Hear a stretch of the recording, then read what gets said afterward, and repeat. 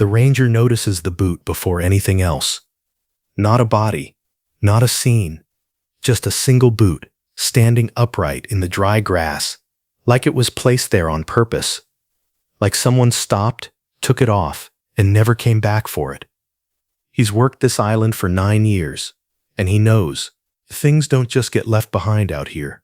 And on this island, that usually means something saw them first, and how fast it can happen. He doesn't call out. He already knows no one will answer. Indonesia has things that should terrify you. The blue-ringed octopus, the reticulated python, saltwater crocodiles in the estuaries, animals where the distance between safe and gone is measured in seconds.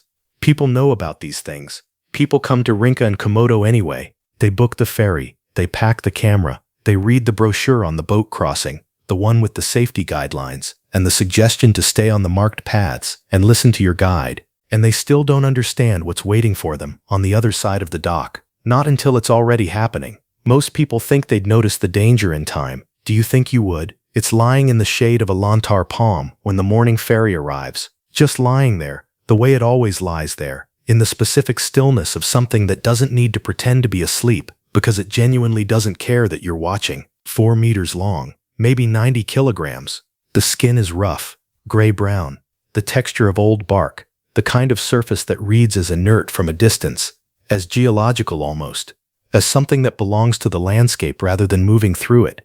A tourist raises a camera, the guide says something quiet, takes a small step to the left, repositions the group without explaining why. The animal hasn't moved, but something about the way it's not moving has changed. It doesn't hunt the way you think it does. It doesn't rush. It doesn't react. It waits. If something was watching you like this, would you even realize it in time? For minutes, sometimes hours, sometimes longer. And by the time most people realize that, it's already too late. Varanus komodoensis, the Komodo dragon, the largest living lizard on Earth. And that phrase, largest living lizard, does the same thing that largest hornet does, that most venomous does. It creates a category that the brain files neatly and thinks it understands. It doesn't understand, because the thing lying under that palm tree is not what you're picturing. It's something that has been the apex predator here for millions of years without needing to change. It flicks its tongue, yellow, forked, and it isn't a warning. It's reading the air, building a picture of everything around it. It knows you're there. It knew before you got off the boat. Here's what the brochure doesn't say. The Komodo dragon has been observed waiting, not ambushing in the way a crocodile ambushes. Explosive and immediate. The violence over before it registers. Waiting in the longer sense, following something, tracking its scent across kilometers of dry terrain, for hours, sometimes longer, staying close enough to monitor without triggering flight, until the moment when the distance closes and the moment arrives.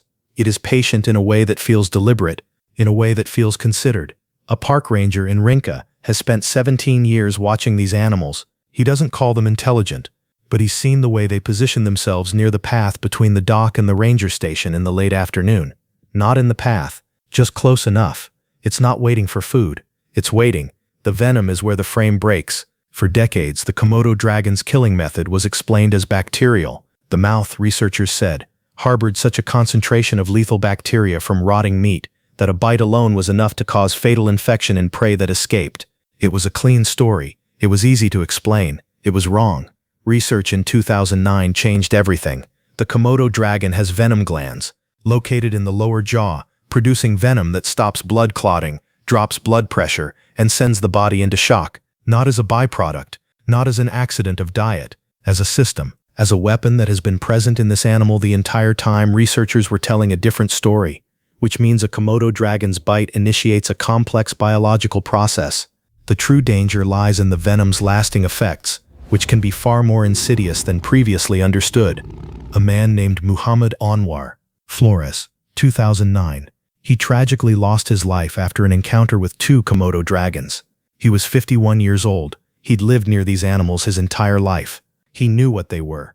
That's not a story about ignorance. That's not a cautionary tale about tourists who underestimated something foreign.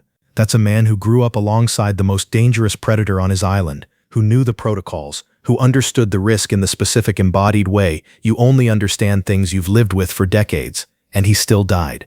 because the dragon was under a tree he had climbed hundreds of times before, because nothing about it looked different, because it was just lying there. The guide moves the group past the palm tree. The animal still hasn't moved visibly, but the tongue is working faster now. Short, rapid flicks, building a picture. The tourists don't notice the rhythm has changed. They're looking at the animal the way you look at something in an exhibit, safely, from the comfortable side of glass that isn't actually there. The guide notices. He moves them again, slightly faster this time. Doesn't announce why. This is the part of the job no one writes about. Reading an animal that gives almost nothing away, where the only signal is the slight change in movement. The guide has learned to read these signals the way you learn to read weather, imprecisely, probabilistically, knowing that you can read everything right and still be wrong. He's been wrong twice in 9 years. Both times he was far enough away that wrong didn't become catastrophic. Both times, barely. The part people don't understand about Komodo dragons is the speed. They look slow. A large adult lying in the shade looks like something that isn't alive at all, like part of the landscape. Over short distances, they can reach 20 kilometers per hour. You don't realize how fast that is until it's already moving. A person running, a person who has seen the charge begin and reacted immediately and is in reasonable physical condition, runs at maybe 15 to 18 kilometers per hour on flat ground. This is not flat ground. This is volcanic rock and dry scrub, and the kind of uneven terrain that turns an ankle in the first 10 meters. The dragon knows this terrain. It was born on it. It has moved across it every day of its life. The tourist has been on the island for 4 hours. Night on Rinca is a different place. The day tourists leave on the afternoon ferry. The island population shrinks to the rangers, the staff, a handful of researchers. The dragon doesn't become nocturnal exactly, but it moves differently in the dark, less observed, less managed. It comes closer to the buildings than it does during the day, following the smell of food, of warmth, of the things humans bring with them that smell like prey.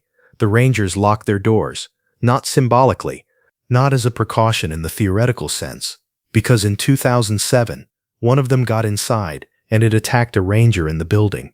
Because the door between the inside and the outside of a building on Rinca is a door that a Komodo dragon, if motivated, can push open.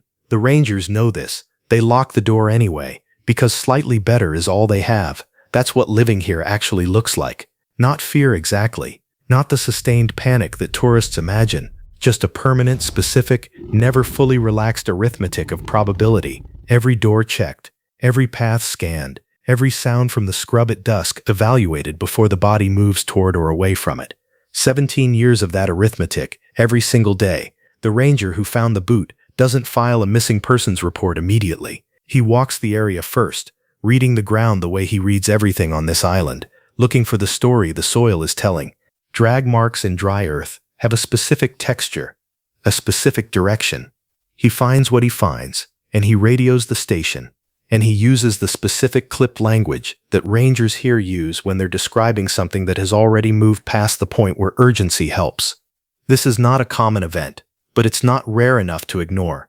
It's the outer edge of a probability distribution that everyone on this island carries in the back of their mind every time they walk anywhere alone.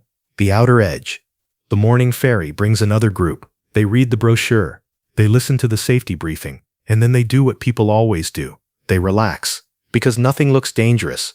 The guide moves them into position, tells them to stay together, tells them not to run if they see movement, because he knows how quickly that changes. The tongue flicks. The camera shutter fires. Someone says, quietly, to no one in particular, that it's smaller than they expected. The guide hears this. He always hears it.